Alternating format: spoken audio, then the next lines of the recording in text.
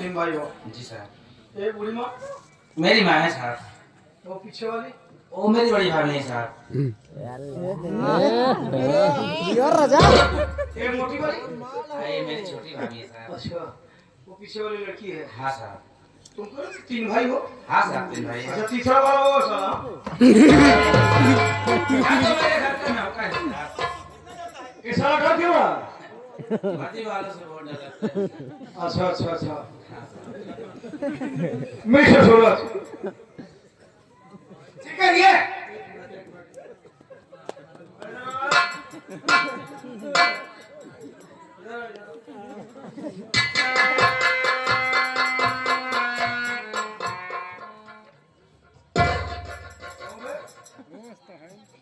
तेरी प्रजात साले बंधन किया गया नहीं चाचा मिलो मेरा गिरे हो गया बे लड़के कबाब पर समझ गया बड़ा मालिक है पता नहीं साला कैसा सेंट सीखता है गजब है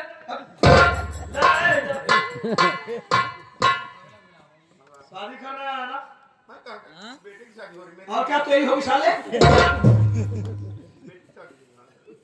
तुम्हें चार को चाहिए साले और कुछ नहीं चाहिए शादी में कितना दहेज लेना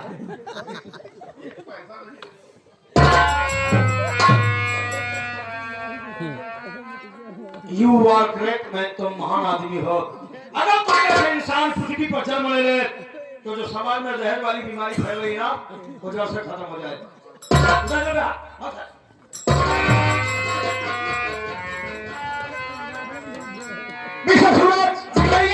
मैं कुछ सामान तुम्हारे सामने पेश करता हूँ उस सामान को देखो उस सामान से तुम्हारा या तुम्हारे परिवार का कोई रिलेशन है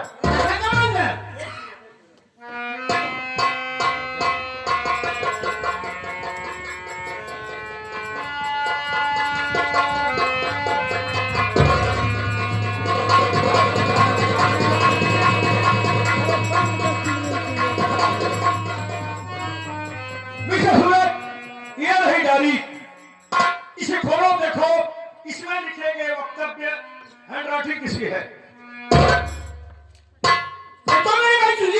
यू आर राइट लेकिन आपको कहां से मिली एक मिनट होपलेस मत होइए सब चीज ओपन करता हूं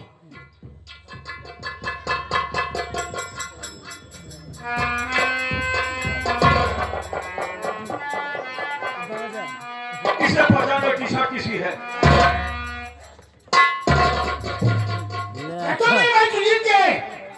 ओके ओके टी शर्ट वो है तुम्हारे भाई के लिए लोअर किसका है ये तो नहीं इनका है लेकिन मेरे भाई का है लेकिन मैं जानना चाहता हूँ ये सब आपको मिला कहाँ से और मेरा भाई तो कहाँ है कहाँ पर एक मिनट फोकस मत होइए मैं भी दिखा रहा हूँ गाजम पे वो सब तो पहुँचा गया मिस्टर सूरज अब देखो इस समय क्या है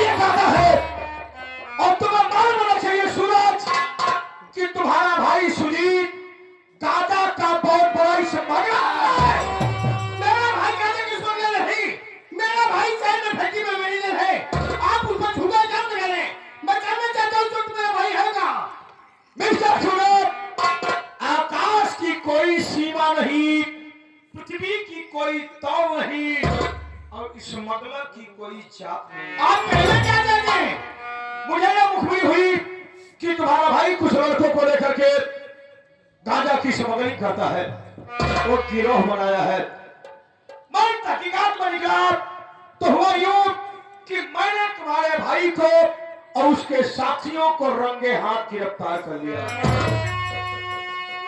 मैं तुम्हारे भाई से पूछताछ करने लगा तो तुम्हारा भाई कहा साहब ये गांजा वाला धंधा मैं कुछ दिनों से कर रहा हूँ और इसके पीछे हमारी बहुत बड़ी मजबूरी है साहब वरना मैं जितनी भी तनख्वाह मिलती थी उसी से संतुष्ट था हमने कहा मजबूरी ओपन करो वो कहने लगा साहब मेरे बेटी की शादी है और मैं अपने पूरे परिवार वालों के चोरी से मैंने अपने समधी जी को 5 लाख रुपए दे दिया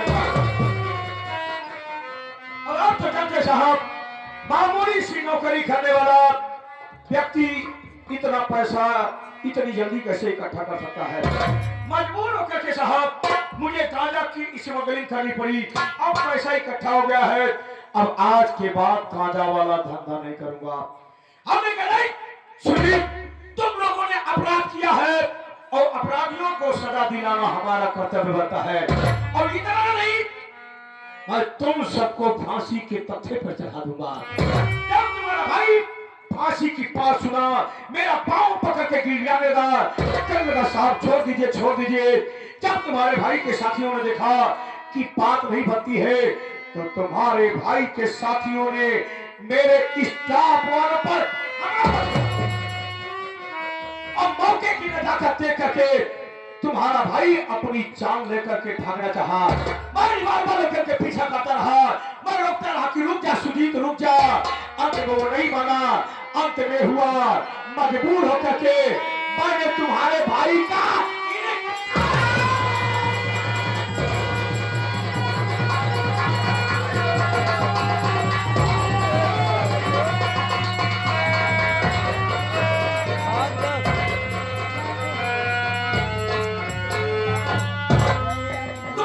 अपराधी था सजा मिली। और सुनो, रास्ता खराब था, गाड़ी नहीं आ पाई, वो पीछे जीप खड़ी है, जाकर के सब कोई अंतिम दर्शन उसका कर लो।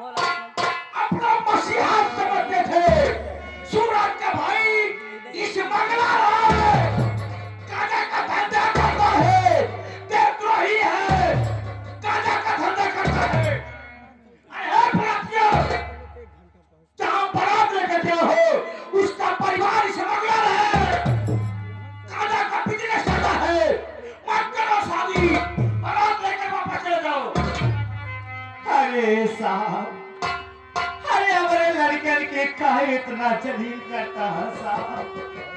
अरे हम अपने लड़कन के मान सम्मान सिखाए साहब, चोरी डकैती नहीं सिखाए साहब। दुनिया तूने अपने बच्चों को मान सम्मान सिखाया है, चोरी डकैती नहीं सिखाया है। ओ, इसका मतलब स्मगलिंग करना सिखाया है। अब तेरा बेटा अपराधी था और अपराधियों को सजा मिलनी चाहिए, इसलिए तेरा बेटा अपराधी था, उसे सजा मिली। और तेरा बेटा पुलिस इनकाउंटर में मारा गया है, इसलिए तेरे बेटे की लाश का पोस्टमार्टम